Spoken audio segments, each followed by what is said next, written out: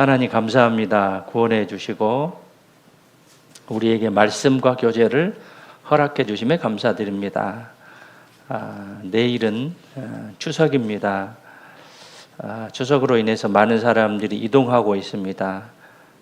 은혜 가운데 안전하게 이동할 수 있도록 또 주님께서 지켜주셔서 명절을 감사하는 마음으로 보낼 수 있도록 도와주시옵소서. 특별히 우리들 구원해 주시고 또 이렇게 말씀 앞에 인도해 주심에 참으로 감사드립니다. 말씀과 교제를 통해서 마음의 은혜와 또 감사하는 마음과 다시 한 번에 마음을 무장할 수 있는 결심할 수 있는 귀한 시간이 될 수 있도록 도와주시옵소서. 함께하지 못한 여러 지체들 어느 곳에 있든지 주님을 사모하고 말씀과 교제를 사모할 수 있는 귀한 마음 허락해 주시옵소서. 또 명절을 통해서 가족에게 복음을 전할 수 있는 귀한 시간이 또 기회가 되기를 간절히 원하고 저에게 간절한 마음과 또 담대한 마음도 허락해 주시옵소서. 우리를 통해서 더욱더 많은 영혼들 구원받기를 간절히 원합니다. 이 시간 허락해 주심에 감사드리며 저희를 죄악 가운데서 구원해 주신 고마우신 예수님의 이름으로 기도드렸습니다. 아멘. 히브리서 13장 9절입니다.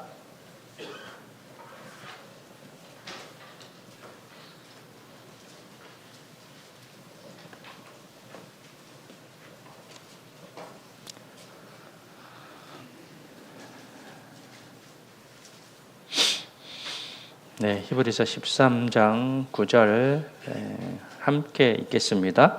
여러 가지 다른 교훈에 끌리지 말라. 마음은 은혜로서 굳게 함이 아름답고 식물로서 할 것이 아니니 식물로 말미암아 행한 자는 유익을 얻지 못하였느니라. 여러 가지 다른 교훈에 끌리지 말라. 이 다른 교훈은 다른 교리, 사상, 종교 이런 것도 포함될 수 있겠습니다. 다른 교훈에 끌리지 말라. 마음은 은혜로서 굳게 하며 아름답고, 은혜는 내가 할 수 없는 것을 남이 베풀어 주신 호의나 친절인데요. 특별히 이제 우리에게는 구원이죠. 그래서 우리는 스스로 구원을 이룰 수가 없습니다. 천하 인간의 구원을 얻을 만한 사람이 없다라고 했는데, 하나님께서 우리에게 베풀어 주신 사랑, 이게 이제 은혜이고, 은혜는 곧 복음을 가리키고 말씀을 가리킵니다. 또 구원을 가리킵니다. 그래서 마음은 은혜로서 굳게 하며 아름답고 식물로서 할 것이 아니에요. 여기서 식물은 동물 식물이 아니고 먹을 식물입니다. 푸드, 먹는 것으로 할 것이 아니니 식물로 말미암아 행한 자는 유익을 얻지 못하였느니라. 먹는 것으로 말미암아 행한 자는 유익을 얻지 못한다라고 했는데, 마음은 은혜로서 굳게 하며 아름답다라고 했습니다. 오늘은 마음에 대해서 좀 교훈을 받아보는 그런 시간이 됐으면 좋겠습니다. 내일이 추석이잖아요. 음력으로 8월 15일이고 양력으로 내일 10월 6일이 추석인데요. 추석은 이제 글자 그대로 하면 가을 저녁이다라는 그런 뜻이고요. 좀 더 이제 풀이해 보면 이제 가을의 달빛이 가장 좋은 밤이다라는 그런 뜻입니다. 달이 유난히 밝은 좋은 명절이다라는 의미고요. 이제 중추라 또 월석이다는 그런 이제 또 다른 낱말도 있는데, 신라 중엽 이후에 한자가 성행한 뒤에 중추나 월석이라는 그런 단어를 썼다고 합니다. 축약해서 이것을 축약해서 추석이다라는 그런 설이 있습니다. 그리고 한가위는 가위가 이제 가운데라는 그런 뜻입니다. 그래서 이제 한가이라는 뜻이 이제 순수한 이제 우리 말이죠. 한이란 뜻은 이제 크다라는 그런 뜻이고요. 가이는 가운데라는 그런 뜻인데, 이제 크다는 말과 가운데라는 말이 이제 합쳐져서 합성어로서 8월의 한가운데 있는 큰 날이다라는 그런 뜻이고, 가을의 한가운데 있는 큰 날이다라고 이제 해석할 수도 있습니다. 그래서 더도 말고 한가위만 같아라, 이제 그런 표현이 있는데, 이제 풍성함 또 감사함을 표현하는 그런 말이다라고 볼 수 있습니다. 추석을 계기로 우리에게 하나님께 감사하는, 우리나라는 특별히 사계절이 뚜렷하잖아요. 그죠? 사계절을 통해서 자연 만물을 더 확실히 알 수 있는 그런 우리나라 계절이 참으로 감사하고요.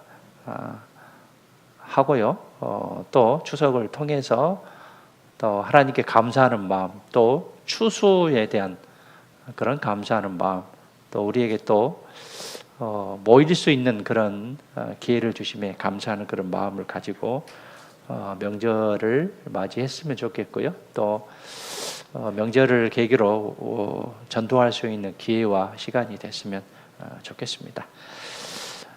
신앙생활의 가장 중요한 것은 이제 무엇보다도 마음입니다. 마음. 잠언 4장에 봐보시죠.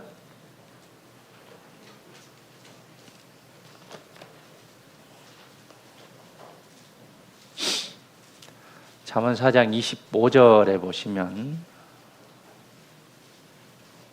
23절에 보시면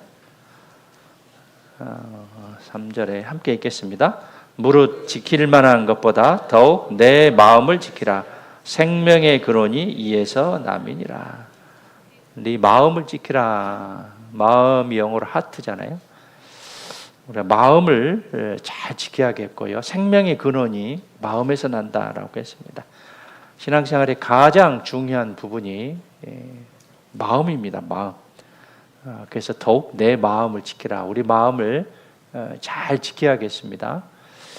구원받을 때도 마찬가지고요. 구원받은 후에도 마음을 잘 지켜야 돼요. 그리고 이런 이제 명절 같은 때도 우리가 마음을 지키지 못하면 내 마음을 세상에 빼앗겨서 본분을 어겨버리는 세상 사람과 똑같은 그런 자세를 가질 수 있기 때문에 더욱더 내 마음을 지키는 그런 자세를 이제 가져야겠고요. 사람의 마음의 생각이 곧 그 사람이다. 어떤 생각을 하느냐에 따라 그 사람의 표정이 나타나고 인격이 나타나고 인품이 나타납니다. 그리스도인은 이제 그리스도인의 인품이 나타나야 되죠. 또 그리스도인의 성품이 나타나야 되죠. 그런데 그 사람의 생각이 어땠냐에 따라 나오는 것이 그 사람의 본 모습이에요. 그 사람의 성품이다라고 볼 수 있습니다. 잠언 23장에 뒤로 한번 가보시죠.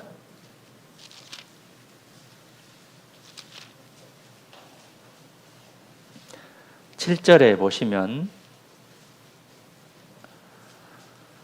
7절 함께 읽겠습니다. 대저 그 마음에 생각이 어떠하면 그 이윤도 그러한즉 그가 너더러 먹고 마시라 할지라도 그 마음은 너와 함께하지 아니함이라. 마음의 생각이 어떠하면 그 이인도 그러한즉, 그 사람의 마음의 생각에 그 사람 그 자체예요. 내가 어떤 생각을 갖느냐에 따라 그 사람의 성품과 인품과 인격이 나타납니다. 생각했던 게 나타나요. 그래서 마음에 생각했던 것을 대화하면서 교제하면서 또 일하면서 그것이 나타나게 돼 있습니다. 그래서 내가 어떤 생각을 하느냐라는 것은 굉장히 중요하고요. 그리스도인으로서 어떤 생각과 또 어떤 비전을 가지고 또 어떻게 살아가느냐 하는 것은 그 사람의 생각이 나타나는 것이기 때문에요. 한자로 언중유골이다라고 하잖아요. 말 속에 뼈가 있다라고 합니다. 그래서 말을 하면 그 사람 인품이 드러나게 돼 있어요. 그래서 우리가 처음부터 인품이 갖추어지진 않았지만 구원받은 후에 또 그리스도인에서 잘 성장하면서 인품을 잘 갖춰 나가야 돼요. 인품과 성품을. 로마서 8장 5절부터 보면 육신을 좇는 자는 육신의 일을, 영을 좇는 자는 영의 일을 생각하나니, 육신의 생각이냐 영의 생각이냐에 따라 그 사람의 모습이 나타나게 됐어요. 고운 말을 쓰냐 거친 말을 쓰냐, 이 사람의 인격이 나타나기도 합니다.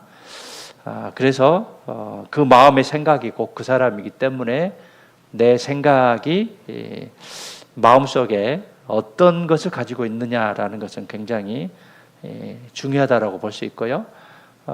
항상 우리가 마음속에 그리스도이라는 것을 새기면서 살아가야겠습니다. 예레미야 6장 19절에 보면 내가 이 백성에게 재앙을 내리리니 이것이 그들의 생각의 결과라고 했습니다. 재앙을 내리는데 이것이 그들의 생각의 결과인데 불순종에 대한 대가예요. 그러니까 내 마음의 생각이 그 사람인데 내 생각이 불순종의 마음을 가지고 있다면 그에 대한 결과로서 재앙이 온다는 얘기죠. 반대로 순종의 마음을 가지면 축복을 하나님께서 약속해 주셨습니다. 그래서 내 마음이 어떤 생각이냐에 따라 나를 드러낼 수 있기 때문에 우리가 생각하는 그것을 잘 갖고 나가야겠습니다. 잠언 23장 26절에 봐보시죠. 그래서 하나님이 우리에게 바라시는 것이 뭐냐면 우리의 마음이 내 마음입니다. 26절 함께 읽겠습니다. 내 아들아 내 마음을 내게 주며 내 눈으로 내 길을 즐거워할지다. 내 아들아 네 마음을 하나님께 주라 했어요. 하나님이 바라시는 것은 무엇보다도 먼저가 마음이에요. 마음이 먼저입니다. 마음이 먼저예요. 네 눈으로 내 길을 즐거워할지어다. 너의 눈으로 하나님이 원하시는 길을 즐거워할지어다라고 했는데 하나님이 바라는 가장 우선적인 것이 마음입니다. 마음입니다. 그래서 마태복음 27장에 보면 내 마음을 다하고 목숨을 다하여 주 너의 하나님을 사랑하라. 마음을 다하여 목숨을 다하여 주 너의 하나님을 사랑하라라고 했습니다. 그래서 마음을 하나님께 드려야 되고 하나님 그 마음을 보시는 그런 하나님이시죠. 사람은 외모를 보는데 하나님은 중심을 보시죠. 마음을 우리가 하나님께 드리는 게 이게 하나님이 가장 바라시는 것이다라고 볼 수 있고요. 고린도 후서 8장에도 보면 마게도냐 성도들에게 주신 은혜가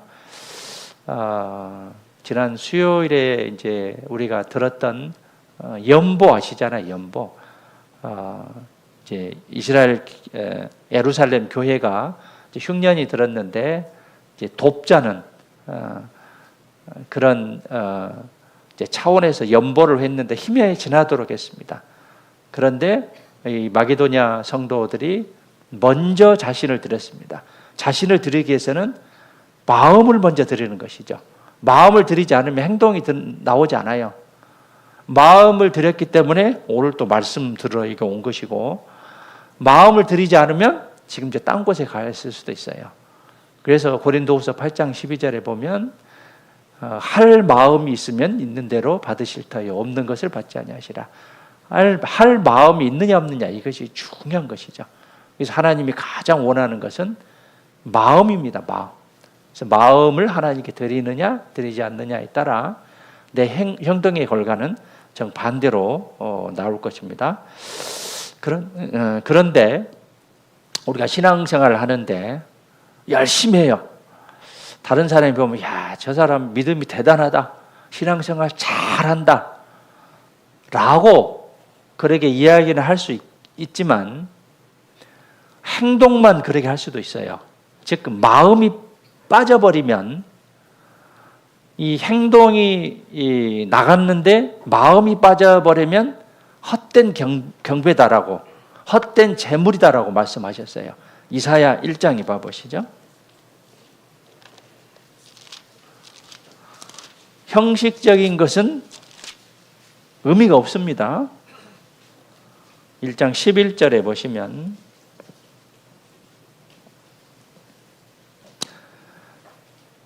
이사야 1장 11절 여호와께서 말씀하시되 너희의 무수한 재물이 내게 무엇이 유익하뇨? 많은 재물이 무엇이 유익하뇨? 나는 수양의 번제와 살찐 짐승의 기름에 배불렀고 나는 숫송아지나 어린 양이나 수염소의 피를 기뻐하지 아니하노라. 이런 재물들, 헛된 재물들을 하나님은 기뻐하지 아니한다라고 했어요. 저희가 내 앞에 보이러 오니 그것을 누가 너에게 요구하였느냐? 내 마당만 밟을 뿐이라. 교회에 와도 몸만 오는 것이지 마음이 없어요. 마당만 받고 가는 거예요. 마음을 전혀 들이지 않는 그런 상태를 말씀하고 계십니다.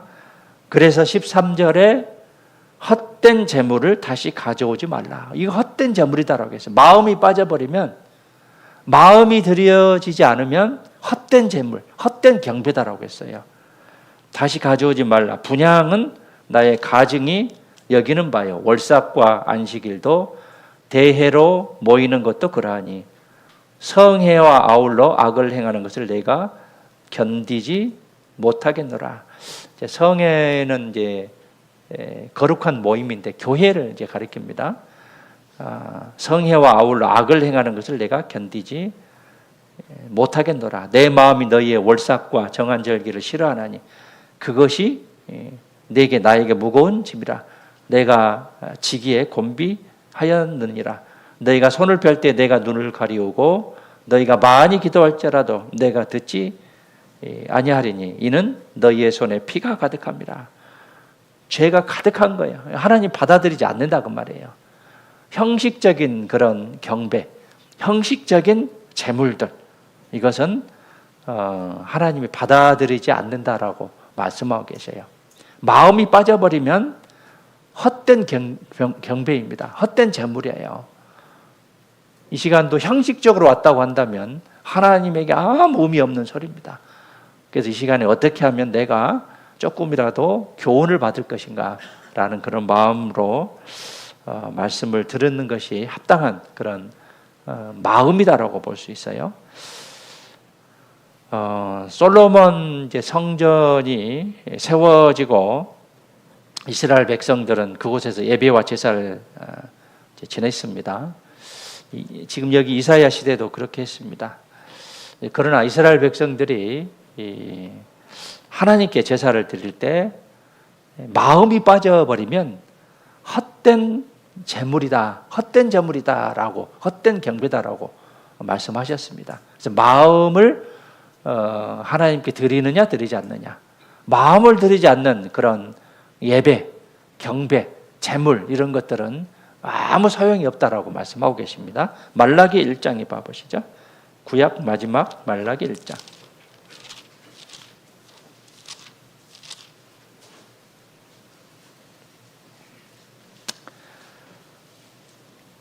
말라기 1장도 마찬가지로요. 제사장들이 하나님께 제사를 지내는데 마음이 빠져 있어요. 헛된 재물과 헛된 경배입니다.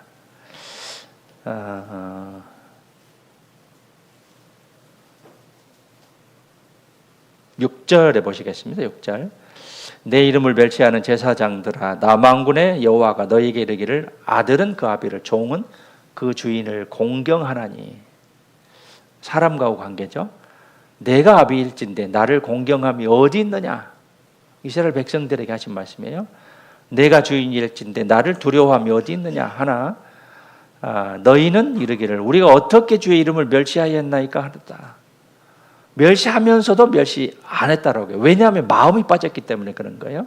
너희가 그 더러운 떡을 나의 단에 드리고도 말하기를 우리가 어떻게 주를 더럽게 하였나이까 한도다. 이는 너희가 주의 상은 경멸히 여길 것이라 말함을 인함이니라.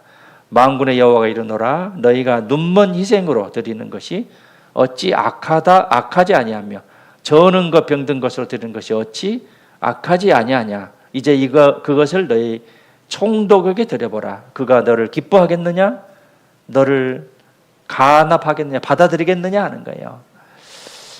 더할 가짜에 드릴 납자입니다. 간합이.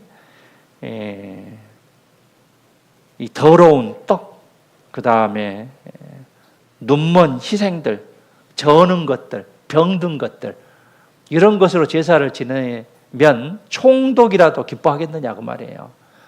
부모님한테 뭐를 드렸는데 아주 하찮은 것, 자기가 쓰고 남는 것, 또는 별로 쓸모없는 것을 드렸을 때 부모님 그것을 기뻐하겠느냐고 말이에요. 선물을 주는 것도 마찬가지죠. 마음이 들어가야 되죠.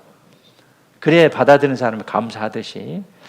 9절에 보시죠. 만군의 여호와가 이르노라. 너희는 다 하나님께 은혜를 구하기를 우리를 긍휼히 여기소서 하여 보라. 너희가 이같이 행하였으니 내가 너희 중 하나인들 받겠느냐. 10절에 만군의 여호와가 이르노라. 너희가 내 단위에 헛되이 불사르지 못하게 하기 위하여 너희 중에 성전 문을 닫을 자가 있었으면 좋겠도다. 내가 너희를 기뻐하지 아니하며 너희 손으로 드리는 것을 받지도 아니하니라. 너희 손으로 드리는 것을 받지도 아니한다라고 했습니다. 드리기는 드리는데 헛된 제물이에요. 제사장들이 제사를 지내는데 동물의 온전한 것을 이제 드려야 되잖아요. 그 동물을 드리는 것은 이제 구약의 예수님의 이제 그림자 모형입니다.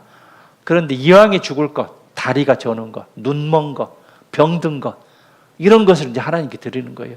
이걸 하나님이 받아들이겠느냐고 말이죠. 마음이 빠지면 이런 헛된 제물과 헛된 경배다라고 볼 수 있어요. 그래서 마음이 빠지면 아무 소용이 없습니다. 그래서 마음을 우리가 잘 다스려야겠고요. 마가복음 7장 6절부터 보면 이 백성이 입술로는 나를 존경하되 마음은 내게서 멀도다. 마음은 내게서 멀도다. 사람의 계명으로 교훈을 삼아 가르친 나를 헛되이 경배하는도다 하였느니라. 마음이 멀면 헛된 경배다라고 말씀하고 계십니다.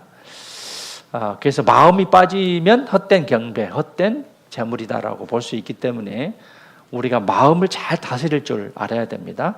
베드로전서 1장 보시죠. 마음을 허리다라고 했어요. 허리는 사람의 중요한 역할을 해요. 허리가 이제 힘이 없으면 힘 있게 살지를 못하죠. 육체가. 13절 1장 베드로전서 1장 13절 함께 읽으시죠. 그러므로 너희 마음의 허리를 동이고 근신하여 예수 그리스도에 나타나실 때 너희에게 가져올 은혜를 온전히 바랄지어다. 마음의 허리, 마음이 허리다라고 했어요. 동이다는 것은 이제 비장한 각오라는 그런 뜻이죠. 근신하여, 근신은 이제 삼가할 근자에 삼가할 신자입니다. 그래서 보면 근신이 한자가 있는데 마음신 변과 말씀언 변으로 이렇게 됐어요. 즉 마음과 행동으로 삼가해야 된다라는 그런 뜻입니다. 근신하 예수 그리스도 나타나실 때, 재림하실 때 너희에게 가져올 은혜, 상급입니다.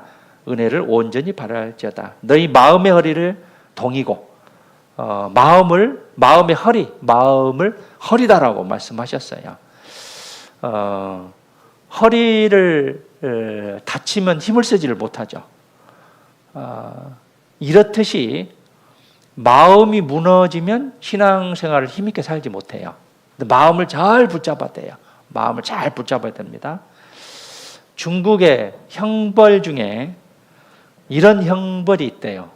요참이라고 해서 허리를 잘라버리는 형벌이 있대요. 안 놀라시네요? 허리를 잘라버리는 그런 형벌이 있대요. 요참이라고. 허리를 잘라버리면 그 사람은 어떻게 사람다운 삶을 살겠습니까? 어떤 사람은 죽기도 하겠죠. 마귀는 공격 대상이 마음이에요. 우리 마음을 흔들어 놓죠. 그래서 마귀란 뜻이 이제 디아블로스인데 나뉘다, 둘로 나뉘다라는 그런 이제 뜻입니다. 그래서 마음을 나뉘게 하죠. 마귀는 틈을 좋아하잖아요. 그래서 우리가 틈을 보이면 그 틈 사이로 껴서 우리 마음을 나누게 돼요.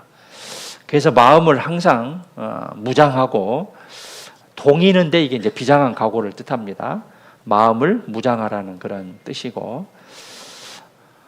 요한복음 13장 2절 한번 찾아볼까요? 가룟 유다에게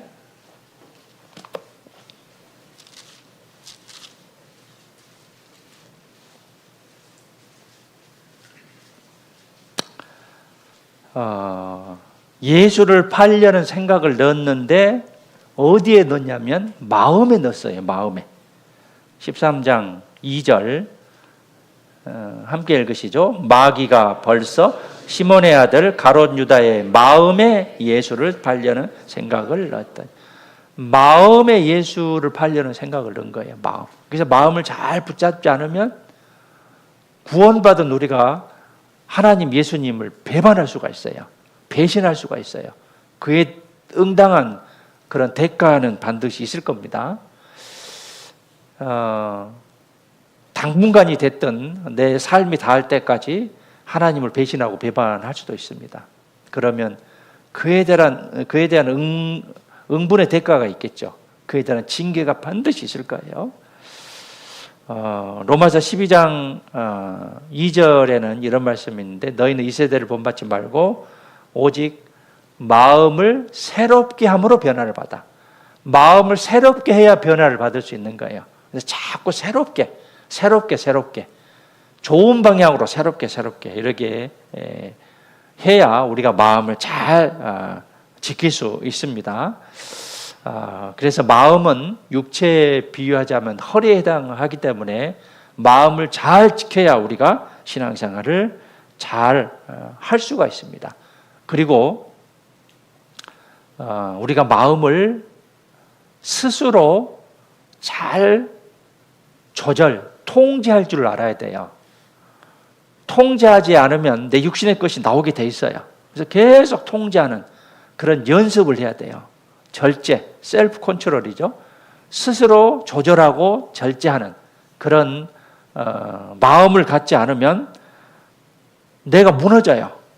믿음이 무너지고 또 내 성품이 무너지게 돼 있어요. 잠언 25장 봐보시죠.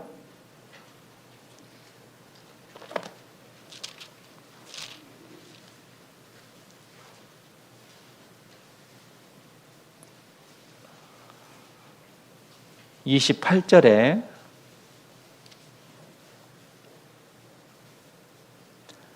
(28절) 함께 읽겠습니다. 자기의 마음을 제어하지 아니하는 자는 성읍이 무너지고 성벽이 없는 것 같으니라.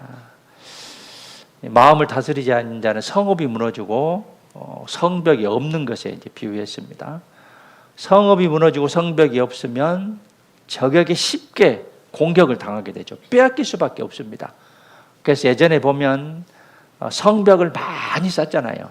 곳곳에 성벽이 이제 많이 있는데 이 성벽이 마음에 해당되는 거예요. 그래서 성읍이 무너지고 성벽이 없는 것 같지 않기 위해서는 마음을 잘 통제할 줄 알아야 됩니다. 마음을 통제할 줄 알아야 돼요. 내 생각의 것이 밖으로 나오잖아요. 내 입으로 나와요. 그래서 마음을 통제하면 입도 통제가 됩니다. 그런데 마음을 통제하지 않으면 내 생각대로 그냥 그동안 생각했던 것이 입으로 나오게 됐어요. 많은 사람을 넘어지게 합니다. 결국은 마태복음 18장에 보면 한 사람을 실족게 하는 것보다 연자 맷돌을 메고 바다에 들어가는 것, 바다에 빠지는 것이 더 낫다라고 했어요.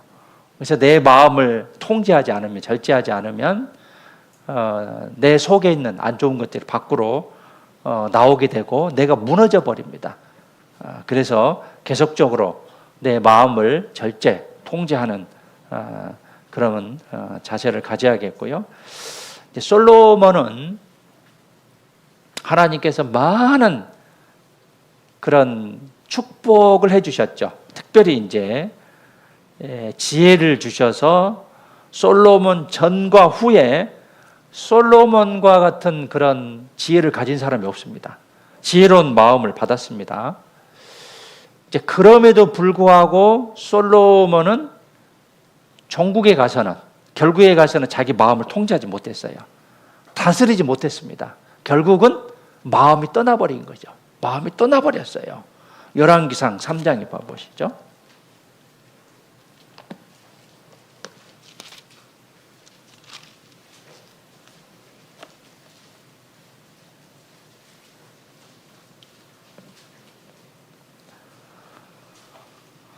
삼 장 1절에 보시면 솔로몬이 애굽왕 바로로 더불어 인연을 맺어 그 딸을 취하고 데려다가 다윗성에 두고 자기의 궁과 여호와의 전과 예루살렘 주의 성이 피력되기를 기다리니라. 솔로몬 이방인과 결혼을 하면 안 됐었습니다. 근데 이방인과 결혼을 하게 돼서 결국은 이방 신을 이제 받아들이게 되죠. 열왕기상 11장에 보면 많은 여인들을 사랑했다라고 했어요. 11장 가보시죠. 많은 여인을 사랑하다 보니까 마음을 빼앗겨 버린 거죠. 11장 1절에 솔로몬이 바로의 딸 외에 이방의 많은 여인을 사랑하였으니 곧 모압과 암몬과 에돔과 시돈과 헷 여인이라. 마음을 빼앗겨 버려요. 많은 여인들에게. 그리고 2절 후반부에 보면 2절 후반부에 정령코 너희의 마음을 돌이켜 저희의 신들을 좇게 하리라 하셨으나 솔로몬이 저희를 연애하였더라. 왕의 후비가 700이뇨. 후비는 이제 왕 후 부인을 가리키고요. 빈장은 이제 후궁을 가리킵니다. 빈장이 300이니라. 왕비들이 왕의 마음을 돌이켰더라. 왕의 마음을 돌이켰죠. 그리고 솔로몬의 나이 늙을 때 왕비들이 그 마음을 돌이켜 다른 신들을 좇게 하였으며 마음을 빼앗겨서 다른 신을 쫓아가는 그런 솔로몬의 모습입니다. 9절에 봐보시죠. 솔로몬이 마음을 돌이켜 이스라엘 하나님 여호와를 떠남으로 여호와께서 저에게 진노하시니라. 마음을 돌이켰기 때문에 하나님의 마음을 하나님이 떠나버려요. 그래서 저에게 진노하시고 여호와께서 저에게 2번이나 저에게 나타나시고 이 일에 대하여 명하사 다른 신을 좇지 말라 하셨으나 저가 여호와의 명령을 지키지 아니하였으므로 마음이 떠나니까 하나님의 말씀을 듣지 않는 거죠. 어떤 분은 이런 말도 해요. 신앙생활 잘못하고 죄지면 징계를 받는다라고 계속 옆에서 권면해 주는데 그깟 뭐 징계 받지? 제가 지난 하교 수양회 때도 그런 상담을 했었는데 그깟 징계 받지 하다가 제가 지금 이 모양 이 꼴이 됐습니다. 엄청난 징계를 받았습니다. 이제 그런 분을 이제 상담한 적이 있었는데 여호와를 떠나니까 하나님이 진노하시고 하나님이 계속 표시를 해주잖아요. 그러면 안 된다. 돌이켜야 된다. 회개해야 된다. 회개해야 된다. 그래서 마음을 빼앗기면 우상을 숭배하게 되고 또 하나님이 떠나기 때문에 내 마음을 잘 다스리고 이제 통제할 줄 이제 알아야겠습니다. 마음의 우상을 이제 드리게 되면 갈등이 생기게 되죠. 그래서 우상은 여러 가지가 있을 거예요. 물질에 대한 우상, 또 취미 생활에 대한 그런 우상. 또 이번에 이제 연휴가 이번 주 금요일만 쉬면 10일 정도 되잖아요. 해외로 간 사람들이 많대요. 여행 가는 사람들. 그런데 그리스도인은 기본은 지켜야죠. 말씀 교제 그 시간은 빼먹으면 안 되죠. 피해서 가든지 하지 말라는 것은 아니죠. 마음을 빼앗겨 버리면 세상 것을 이제 쫓아갈 수밖에 없습니다. 사사기 16장에 보면 드릴라가 이 삼손을 계속적으로 이제 꼬드기죠. 그래서 16장 16절에 보면 날마다 그 말로 그를 재촉하여 조르매 삼손의 마음이 번뇌하여 죽을 지경이라. 즉 우상을 이제 들여서 갈등을 하게 되고 결국은 삼손이 두 눈이 이제 뽑혀버리죠. 마음의 우상을 드리게 되면 갈등하게 되고 결국은 그 결과는 이제 비참하게 됩니다. 그래서 마음을 잘 지켜야 되고 우상을 드려드리면 안 됩니다. 재물에 대한 그런 우상, 또 취미 생활에 대한 그런 우상, 그 다음에 우리가 쉽게 접할 수 있는 사람에 대한 그 우상이에요. 특별히 부모님은 자식에 대한 그런 우상, 또는 가족 간의 어떤 우상의 관계, 이런 것은 하나님보다 더하게 되면 나중에 안 좋은 결과가 있기 때문에 그걸 잘 우리가 통제할 줄 알아야겠습니다. 그래서 우리가 마음을 오로지 해야겠습니다. 역대하 19장 봐보시죠.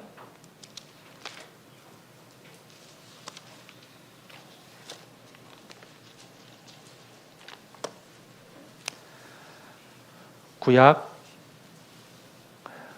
679페이지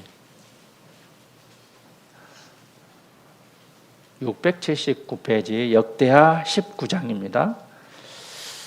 1절에 유다 왕 여호사밧이 평안히 예루살렘에 돌아와서 그 궁으로 들어가니라.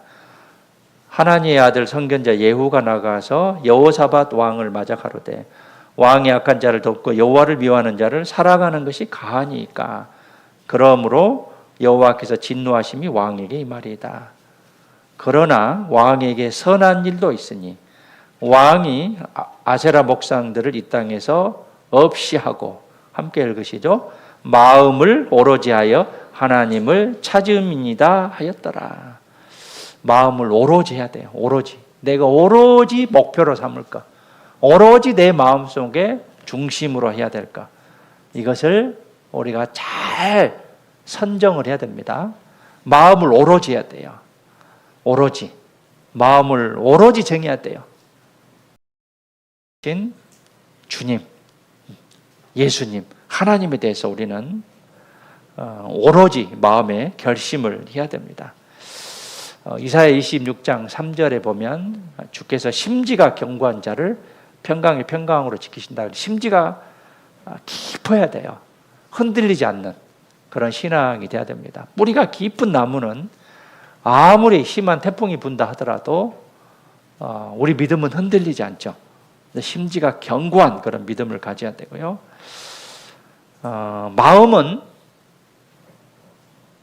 쉽게 흔들립니다.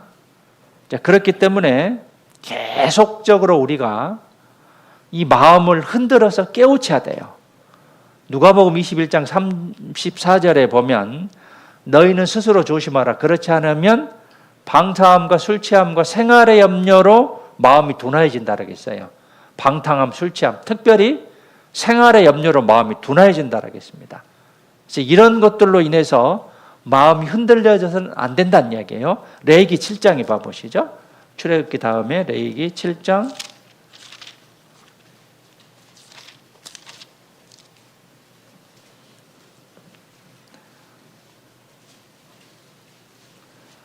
34절입니다.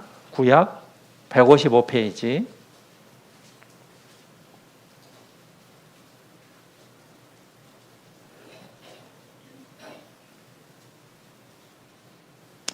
(30절부터) 제가 읽겠습니다. 30절부터 여호와의 화제는 그 사람이 자기 손으로 가져올지니 곧 그 제물의 기름과 가슴을 가져올 것이 제사장은 그 가슴을 여호와 앞에 흔들어 요제를 삼, 요제는 요자가 흔들 요자예요. 요제를 삼고 그 기름은 단위에 불사를 것이며 가슴은 아론과 그 자손들에게 돌릴 것이며 너희는 그 화목제 희생의 우편 뒷다리를 제사장에 주어 거제를 삼을지니 아론의 자손 중 화목제 희생의 피와 기름을 드리는 자가 그 우편 뒷다리를 자기의 소득으로 삼을 것이라. 소득으로 삼는다는 것은 제사장 같은 직분을 가진 사람이 그 직무에 대한 대가, 그러니까 아론은 제사장입니다. 우편 뒷다리를 이제 그 제사를 지내고 가져갈 수가 있어요. 이제 그것을 응식이라고 합니다. 응할 응자에 먹을 식자. 34절에 봐보시죠. 내가 이스라엘 자손의 화목제 중에서 그 흔든 가슴과 뒷다리를 취하여 제사장 아론과 그 자손에게 주었나니 이는 이스라엘 자손에게 받을 영원한 소득이니라. 즉 제사장의 직분을 가진 사람들에게 화목제 중에서 흔든 가슴과 든 뒷다리, 흔든 가슴과 뒷다리를 제사장 아론과 그 자손에 주셨어요. 이것을 이제 응식이라고 합니다. 응할 응자에 먹을 식자인데, 이 직분을 가진 사람에게 해당되는 어떤 몫이라다라고 볼 수 있어요. 그래서 제사장 가족에게 가슴과 뒷다리를 이제 줬는데, 이것이 이제 어떤 교훈을 주냐면, 구원받은 사람은 제사장입니다. 우리는 하나님의 제사장이라 그랬습니다. 제사장이에요. 흔든 가슴은 요제로 드린, 그러니까 흔들어서 드린 가슴이란 말이고, 뒷다리는 32절에 거제로 드린 들것자예요. 들어서 거제로 드린 뒷다리인데, 가슴은 마음을 가리켜요. 가슴은 마음을 가리키고 다리는 행실을 가리킵니다. 그래서 짐승은 뒷다리가 튼튼해야 오르막길을 잘 오를 수 있잖아요. 그래서 구원받은 사람은 마음과 행실이 연결되어 있습니다. 즉 마음이 갈 때 행실도 바른 거예요. 근데 마음이 먼저입니다. 마음이 바를 때 행실도 바르게 갈 수가 있어요. 근데 마음이 잘못된 마음을 가지고 있다면 행실도 바르게 가지 않아요. 그래서 마음이 빠지면 아까 이사야 1장이나 말라가 1장에 헛된 재물, 헛된 경배다라고 했잖아요. 이제 마음이 들어가야 돼요. 마음이 들어가야 됩니다. 하나님 일을 하는데 형식적인 것은 하나님 받아들이지 않아요. 그래서 마음이 갈 때 행실도 바라고, 왜 여기서 흔든 가슴이냐면 우리 마음이 쉽게 무뎌져요. 그래서 자꾸 흔들어 깨워야 된다는 이런 교훈을 주고 있습니다. 흔든 가슴이에요. 가슴은 마음을 뜻합니다. 계속 흔들어야 돼요. 내가 말씀을 통해서 계속 교훈을 받고 내 마음을 계속 흔들어 깨워야 됩니다. 그래야 마음이 바르게 갈 수가 있는 거예요. 그래서 마음이 쉽게 무뎌지고 편한 것을 좋아하죠. 서면 앉고 싶고 앉으면 눕고 싶죠. 누우면 자고 싶고. 그래서 쉽게 무뎌짐으로 계속해서 흔들어 깨워야 내 마음이 깨어있는 그런 삶을 살아갈 수가 있는 거예요. 이런 말씀에 우리가 마음을 확정해야 됩니다. 결심하고 확정해야 돼요. 시편 57편에 봐보시죠.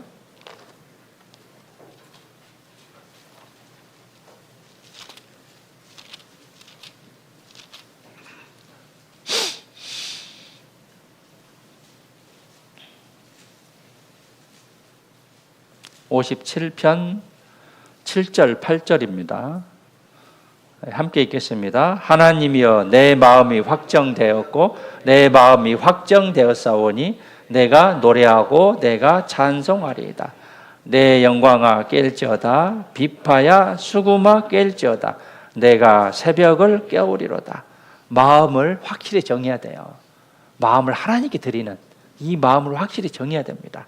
마음을 정하니까 찬송이 나오는 거예요. 노래할 수 있어요. 내가 새벽을 깰 수가 있습니다. 찬송의 소리가 나와요. 마음을 확실히 정했을 때. 정하지 않으면 이것도 아니고 저것도 아니에요. 형식적으로 신앙생활을 하는 거. 하나님은 그걸 받아들이지 않습니다. 사람과 관계도 마찬가지예요. 사람과 인사를 했는데 전혀 영혼 없는 인사가 있어요. 반갑게 맞아들이는 인사는 전혀 영혼이 없어요. 그는 받아들이는 사람도 알아요. 그것을. 저 사람은 진심으로 인사한다. 저 사람은 그냥 형식적으로 인사한다. 받아들이는 사람도 알죠. 사람과 관계도 그렇습니다. 하나님과 관계도 마찬가지. 신앙생활에 마음이 들어갔을 때 하나님은 그 마음을 받아들이는 거죠. 그런데 마음이 들어가지 않으면 하나님은 그 예배라는 그런 모습, 경배라는 그런 모습, 제물이라는 그런 모습을 받아들이지 않은 거예요. 그래서 마음이 중요한 겁니다. 하나님 마음을 아셔요? 모르셔요? 아십니다. 상황과 말씀이 다를 때 우리는 상황과 말씀이 다를 때 어디에 마음을 두어야 되냐? 말씀에 두어야 되죠. 말씀을 붙잡아야 되죠. 다윗은 상황과 말씀이 충돌할 때 마음을 말씀에 뒀습니다. 그래서 우리 마음을 확정하는데 말씀 우선이에요. 말씀을 지나쳐버리면, 간과하면 내 마음이 흔들릴 수밖에 없습니다. 근데 말씀 우선이에요. 말씀은 곧 하나님이시잖아요. 그래서 우리가 마음을 잘 붙잡아야겠고요. 한 가지 더 말씀드리자면 고린도후서 6장에 봐보시죠.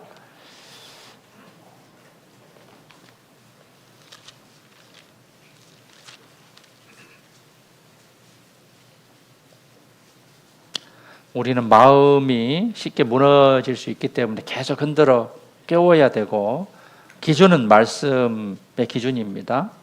상황과 말씀, 우리에게 상황과 말씀이 있어요. 말씀이 기준이고, 한 가지 더 이제 우리가 마음에 대해서 생각해야 될 것이, 마음은 신축성이 강해요. 그래서 고린도후서 6장 11절에 봐보시죠. 11절부터 13절까지 함께 읽겠습니다. 고린도인들이여, 너희를 향하여 우리의 입이 열리고 우리의 마음이 넓었으니 너희가 우리 안에서 좁아진 것이 아니라 오직 너희 심정에서 좁아진 것이니라. 내가 자녀에게 말하듯 하노니 보답하는 양으로 너희도 마음을 넓히라. 바울은 고린도 성도를 향해서 넓은 마음을 가지고 있었습니다. 그런데 고린도 성도들은 넓은 마음을 갖지 않았어요. 좁아져 있었어요.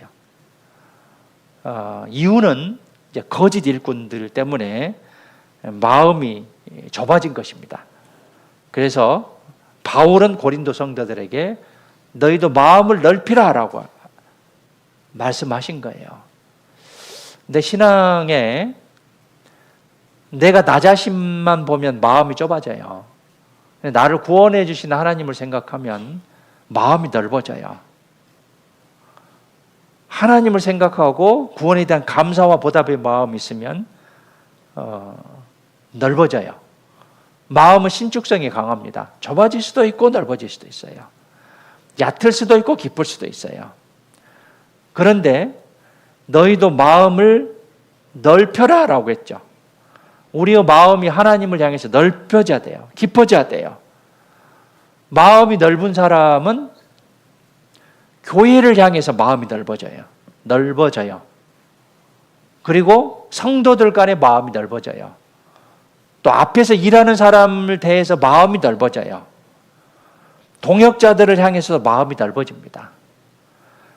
너희도 마음을 넓히라라고 했죠.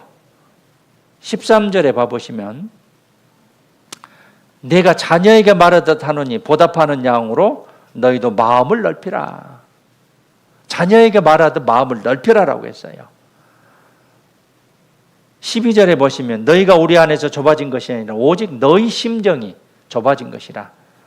이제 거짓 일꾼들 때문에 마음이 좁아졌는데 이 사도 바울은 고린도 성도들에게 마음을 넓히라고 한 거예요. 마음이 넓어지면 교회에 대해서도 마음이 넓어질 것이고 일꾼들에 향해서도 또 동역자들, 형제자매들에 대해서도 마음이 넓혀져요. 그래서 우리가 마음을 잘 다스려야겠고요. 마음은 은혜로서 굳게 하며 아름답다라겠죠. 은혜는 곧 복음을 가리키고 구원을 가리키고 말씀을 가리키기도 합니다. 그래서 우리가 마음에 대해서 살펴봤고, 그러면 마음을 지키는 법이 뭐냐 몇 가지 살펴보도록 하겠습니다. 잠언 4장 봐보시죠. 아까 말씀을 드렸는데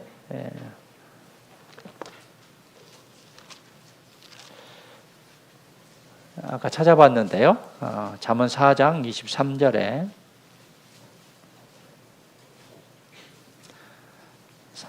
4장 23절 함께 읽겠습니다. 무릇 지킬 만한 것보다 더욱 내 마음을 지키라.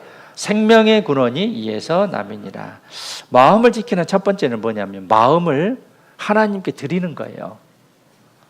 나를 구원해 주신 하나님께 마음을 드리는 거예요. 그래야 자기 마음을 다스릴 수가 있습니다. 그래서 잠언 23장 26절에 내 아들아 내 마음을 내게 주며 네 눈으로 내 눈으로 내 길을 즐거워할지어다.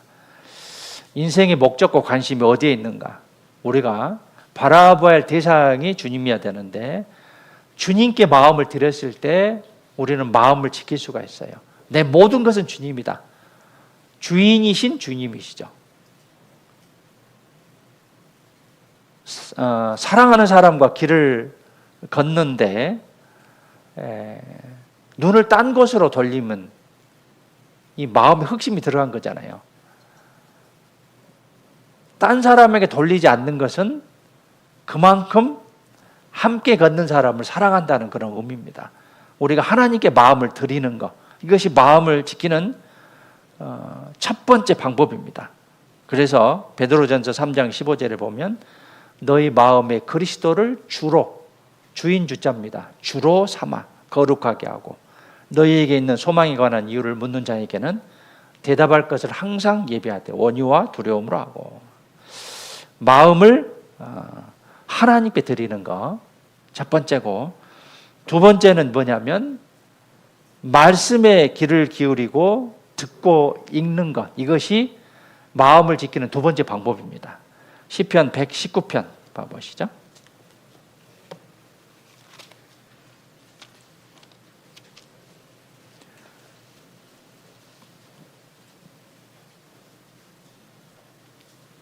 (133절입니다) 시편 119편 133절 함께 읽겠습니다. 나의 행보를 주의 말씀에 굳게 세우시고 아무 제약이 나를 주장치 못하게 하소서. 주의 말씀에 굳게 세우시라고 하셨습니다. 말씀을 굳게 세우면 죄가 우리를 주장하지 못하죠. 9절도 한번 봐보시죠. 시편 119편 9절도 보시면 청년이 무엇으로 그 행실을 깨끗게 하리까? 주의 말씀을 삼가할 것이니이다. 내가 전심으로 주를 찾았사오니 주의 계명에서 떠나지 말게 하소서. 내가 주께 범죄치 아니하려 하여 주의 말씀을 내 마음에 뒀나이다. 말씀, 죄를 지켜야 위해서 짓지 않기 위해서 말씀을 마음에 새기는 것, 말씀의 귀를 기울이고 듣고 읽는 것입니다. 그래서 말씀, 첫 번째는 하나님께 내 마음을 드리는 거예요. 그 다음에 두 번째는 말씀의 귀를 기울이고 듣고 읽는 겁니다. 그 다음에 이제 세 번째는 하나님을 두려워할 줄 알아야 돼요. 살아계신 하나님이잖아요. 이제 구원 간증을 이제 보면 이제 그 안에 꼭 들어가야 될 것이 하나님이 살아 계시느냐 계시지 않느냐, 이것이 이제 들어가야 되잖아요. 그리고 예수님의 피로 우리가 구원받은, 근데 하나님이 살아 계신다는 것은 이제 코람데오, 내가 하나님과 함께 동행한다는 그런 의미잖아요. 하나님 앞에 내가 서 있다는 그런 모습이잖아요. 하나님이 나를 지켜보고 있다는 그런 뜻이기 때문에 하나님을 두려워하는 그런 마음을 가지는 것이 마음을 지킬 수 있는 방법 중에 하나예요. 역대하 19장 봐보시죠.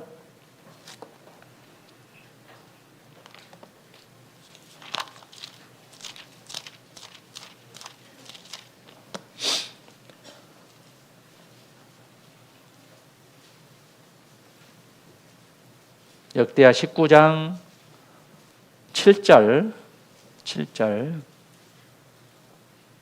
함께 읽겠습니다. 그런즉 너희는 여호와를 두려워하는 마음으로 삼가 행하라. 우리 하나님 여호와께서는 불의함도 없으시고 편벽됨도 없으시고 뇌물을 받으심도 없으시니라. 너희는 여호와를 두려운 마음으로 삼가하다. 삼가행하라. 삼가하라는 거예요. 삼가. 조심하라는 거죠. 여호와를 두려워하는 마음으로 삼가행하라. 하나님을 두려워하는 마음을 가졌을 때 나는 내 마음을 잘 지킬 수 있어요. 로마서 14장 10절에 우리가 잘 하시는 말씀이잖아요. 집회 때마다. 내가 어찌하여 내 형제를 판단하느냐. 어찌하여 내 형제를 업신여기느냐. 판단하느냐 업신여기느냐. 우리가 다 하나님의 심판대 앞에 서리라. 다 하나님의 심판대 앞에 서리라.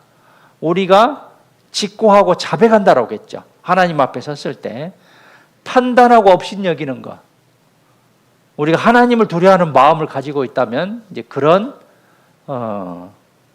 생각과 말을 하지 않을 겁니다. 두려운 마음을 가지고 있다고 한다면 야고보서 5장 9절에 보면 형제들아 서로 원망하지 말라. 그리하여야 심판을 면하리라. 원망하지 말라. 그리하여 심판을 면하리라. 보라. 심판자가 문 밖에 서 계시느니라. 심판자가 문 밖에 서 계셔. 옆에 계셔요. 그래서 하나님을 두려워하는 그런 마음을 가져야 되고요. 그 다음에 빌립보서 2장 12절에 보면 나의 사랑하는 자들아 너희가 나 있을 때뿐 아니라 더욱 지금 나 없을 때에도 항상 복종하여 두렵고 떨림으로 너희 구원을 이루라. 두렵고 떨림으로 너희 생활 구원을 이루라라고 했잖아요. 두려운 마음. 이것이 마음을 지킬 수 있는 방법 중에 하나님을 두려워하는 마음입니다. 방법 중에 하나고 마지막으로 또 하나를 본다면 마음에 굳게 결심하는 거예요. 마음에 굳게 결심하는 거. 굳게 결심했을 때 우리는 마음을 지킬 수가 있어요. 베드로전서 5장 보시죠.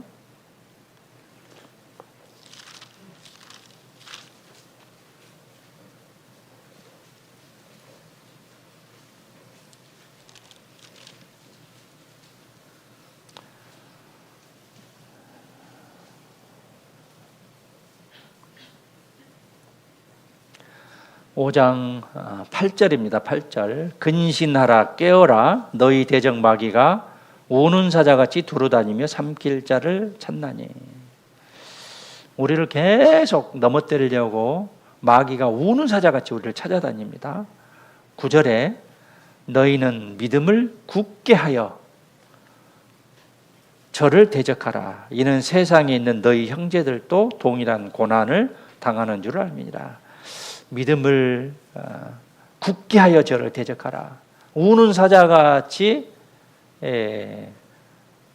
우리를 삼키려고 하는 그 마귀를 이기기 위해서는 믿음을 굳게 해야 돼요. 마음을 굳게 결심하는 거예요. 마음을 굳게 결심하는 거죠. 거기에 이제 마음을 정해야 됩니다. 그래서 본문 가시죠. 히브리서 13장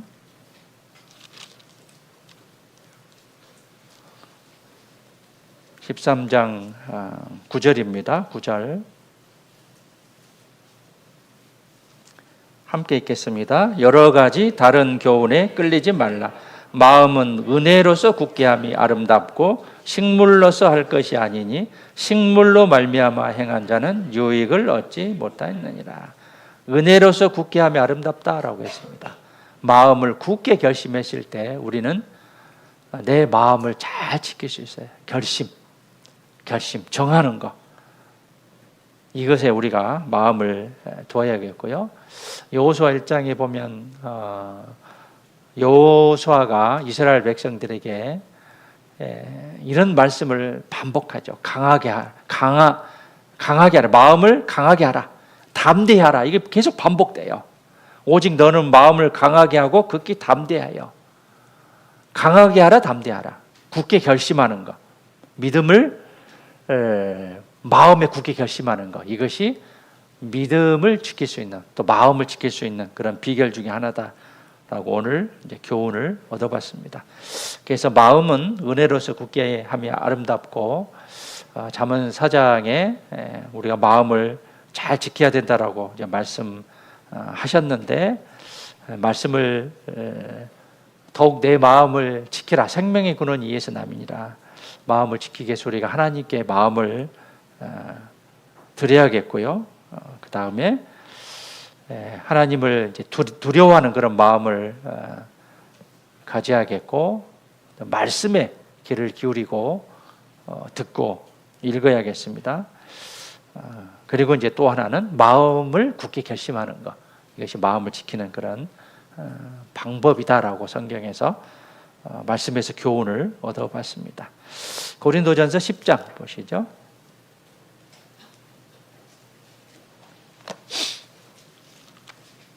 마음에 대해서 교훈을 얻어봤고요. 명절이니까 또 제사에 대해서 또 잠깐 이제 살펴보도록 하겠습니다. 10장 20절입니다. 10장 20절 함께 읽겠습니다. 대저 이방인의 제사하는 것은 귀신에게 하는 것이요 하나님께 제사하는 것이 아니니 나는 너희가 귀신과 교제하는 자 되기를 원치 아니하노라. 제사하는 것은 귀신에게 하는 거예요. 이미 영혼은 떠나서 이 세상에 없습니다. 만약에 있다고 한다면 예전에 저 어렸을 때는요 3년상을 치렀습니다. 3년상. 그래서 한쪽 방에다가 그분의 이제 어르신의 사진을 걸어놓고 매일 밥을 떠다가 이렇게 예를 올리고 그랬습니다. 밥을 떠서 밥그릇을 갖다가 수저로 떠서 이제 물에다 이제 한다든가 이런 3년 상을 이제 했습니다. 그리고 특별히 이제 청 같은 거 가려서 이제 거기서 하는 그런 3년상이 있었는데요. 그러면 3년 동안 부모님이나 조상이 지켜줬냐?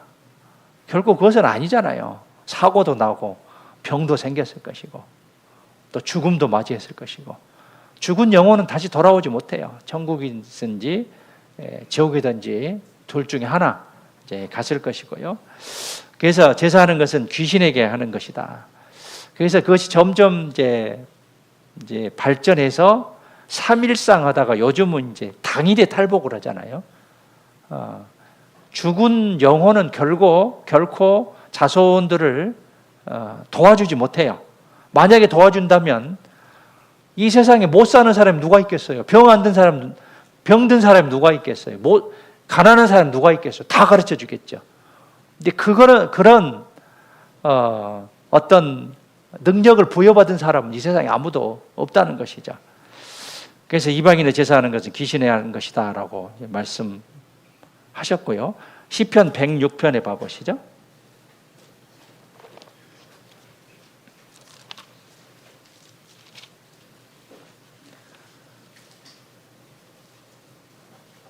(28절에) 보시면 저희가 또 바알부올과 연합하여 죽은 자에게 제사하는 음식을 바알부올은 우상입니다. 연합하여 죽은 자에게 제사하는 음식을 먹어서 그 행위로 주를 경록케 함을 인하여 재앙이 그 중에 유행하였도다. 우상에게 절하지 말라고 했잖아요. 이 행위로 인해서 하나님이 경노하셔서 재앙이 그 중에 유행했다는 거예요. 그래서 제사 지낸 것은 하나님 앞에서 절대 불허입니다. 그거는 해서는 안 될 일이다라고 말씀하셨고요. 제사를 고집하는 여러 가지 이유가 있는데 우리나라 전래 풍습이다라고 생각했는데 우리나라의 제사가 이제 들어오는 것은 고려 시대부터 이제 들어왔습니다. 그리고 이제 둘째 이유는 뭐냐면 효에 대한 보상 심리예요. 생전에 잘해주지 못했기 때문에 죽어서라도 하겠다라는 그런 보상 심리인데 이미 떠나가 버린 사람은 전혀 제사에 대해서 아무런 응답이 없어요. 그리고 이제 세 번째는 막연한 종교심이에요. 그리고 귀신에 대한 두려움 때문에 제사를 지내는 것이다라고 볼 수 있고, 그다음 네 번째는 현세의 복을 받고자 하는 기복신앙적인 그런 사고방식 때문에 제사를 지내는 겁니다. 또 다섯 번째 이유는 뭐냐면 이 제사를 통해서 가족의 어떤 이제 효를 장려하고 위계 질서를 확립하는 그런 차원에서 제사를 지낸다라고 볼 수 있고, 이제 그렇기 때문에 성경은 제사 지내는 것이 귀신에게 하는 것이다라고 허용되는 게 아니에요. 하지 말라라고 말씀하셨고, 만약에 구원받은 성도가 제사를 지내면 어떤 안 좋은 악영향이 미치게 되냐면, 첫 번째 말씀에 불순종하는 그런 결과다라고 볼 수 있고, 그 다음에 두 번째는 하지 말라는 걸 했기 때문에 죄책감에 사로잡혀요. 그래서 침륜에 빠지게 되고, 그 다음에 세 번째는 뭐냐면 제사 지낸 결과로서 가족과 친척들에게 전도의 길이 막혀요. 어차피 너도 똑같은 사람이구나. 너도 뭐 어차피 절하네. 제사상의 음식도 먹네. 라고 그러게 전도의 길이 막히게 되고, 또 네 번째는 뭐냐면 귀신과 교제하는 것을 본인이 스스로 허용해버리는 그런 결과다라고 볼 수 있습니다. 그래서 제사가 분명히 이제 있을 수도 있는데, 성경의 마태복음 10장 16절에 뱀같이 지혜롭고 비둘기같이 순결하라고 했는데, 우리가 그 믿음을 잘 지킬 수 있도록 노력을 해야 됩니다. 이방인들이 하는 그런 제사의 모습을 우리가 해서는 안 되고요. 참여할 수는 있습니다. 그러나 절을 한다든가 제사 음식을 먹어서는 안 되고, 또 도와주는 것도 괜찮죠. 왜냐하면 도와줌으로 그들에게 이제 호응을 얻을 수 있기 때문에 이것이 이제 예의고 예절이다라고 볼 수 있습니다. 그래서 도와주는 것, 참여하는 것까지는 안 하면 더 좋겠지만 할 수는 있겠으나, 절하는 것, 음식을 먹는 것은, 제사 음식을 먹는 것은 합당치 못하다라고 볼 수 있고요. 오히려 가족이 모이는 시간을 전도의 계기로 삼았으면 좋겠습니다. 결국은 효도를 하는 것은 인륜의 근본이고, 10계명의 다섯째 계명이죠. 부모를 공경하라. 사람의 계명 중에 가장 높은 최고의 계명입니다. 부모를 공경하는 것은 당연한 거예요. 만약에 이 잠언 30장 17절에 보면, 아비를 조롱하며 어미 순종하기를 싫어하는 자의 눈은 골짜기에 까마귀에게 쪼이고 독수리 새끼에게 먹히리라라고 했습니다. 부모의 공경하는 것은 당연한 겁니다. 효는 인륜의 근본이고 10계명이 들어있는 그런 상황이기 때문에 공경하는 것은 당연한 거예요. 그런데 죽은 뒤에 제사를 지낸다든가 거기에 절을 하는 것은 합당치 못한 그런 모습이고, 죽은 사람은 다시 돌아오지 않습니다. 성경은 그것을 금하고 있고, 제사를 지내는 것은 우상 숭배다라고 볼 수 있고요. 우리에게 지금의 이제 제사도 우상이 될 수 있지만, 인간 관계에 있어서 우상으로 삼아서도 안 되고, 또 우상이 재물이 될 수도 있고, 그 다음에 취미가 될 수도 있고, 그 다음에 요즘에 이제 연예인이나 스포츠인들 이런 것들이 우상이 될 수도 있고요. 그 다음에 내 직업이 우상이 될 수도 있어요. 직업은 우리에게 부업이 돼야 되는데 최우선의 어떤 직업으로 삼아버리면 신앙생활이 제대로 되지를 못합니다. 이것은 불순종의 모습이다라고 볼 수 있고요. 죽은 사람은 결코 돌아오지 못합니다. 그래서 제사를 지내기 전에 우리는 자녀로서 부모에게 최선을 다하는 것, 잘하는 것, 효도하는 것, 이것이 가장 더 우선의 그런 모습이다라고 볼 수 있고, 지혜롭게 잘하는 그런 제사의 모습이 됐으면 좋겠습니다.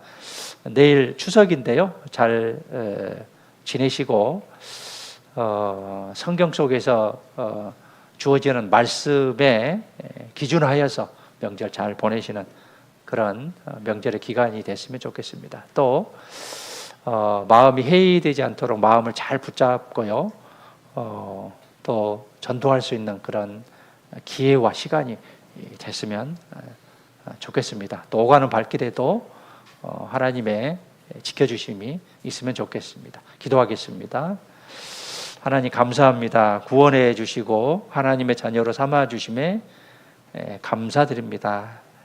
내일은 추석입니다. 명절을 맞이하여서 가족을 만날 것이고, 또 쉬는 기간을 통해서 많은 휴식의 시간이 있을 겁니다. 이 시간을 통해서 마음이 해이되지 않도록 우리 마음을 붙잡을 수 있도록 도와주시옵소서. 또 이 쉬는 시간이 하나님께 합당하고 또 전도의 시간과 기회가 될 수 있도록 도와주시옵소서. 오가는 발길도 주님께서 지켜주시기를 간절히 원합니다. 또 교회에서 대집회를 계획하고 있습니다. 대집회 기도하고 전도하는 가운데 주님의 큰 구원의 역사가 일어날 수 있도록 도와주시옵소서. 이후의 모든 시간 자비롭고 전능하신 주님의 손에 부탁드리며 언제나 우리를 사랑하시는 죄악 가운데서 구원해 주신 고마우신 예수님의 이름으로 기도드렸습니다. 아멘. 네, 은혜